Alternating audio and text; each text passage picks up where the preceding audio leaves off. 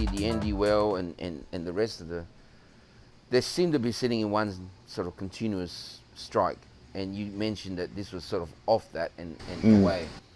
And exploration is always about, going where people didn't think so. And we got many examples recently, right? And I think it's due to the fact there's more money in the industry to allow for these kind of things.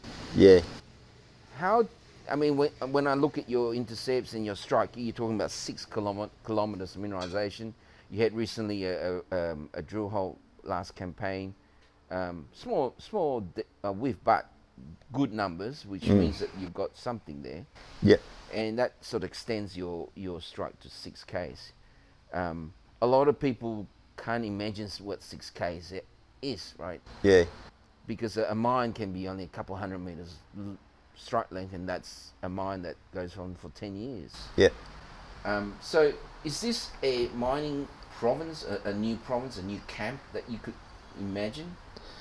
Yeah, that's a really interesting question. So immediately south of us and the long strike from Mulga Bill is Samso, who's obviously our neighbour, and they listed on the ASX just a couple of weeks ago. So they're a machine learning company, or essentially a technology company that are using machine learning to generate gold exploration targets. Yeah.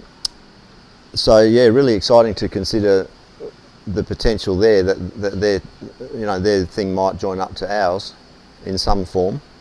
And then when you continue further south, you have there's other explorers between us and Gabonintha, which is about 30 kilometres away, which is kind of starting to suggest that the centre of the greenstone belt through there is a really interesting place to be. Okay.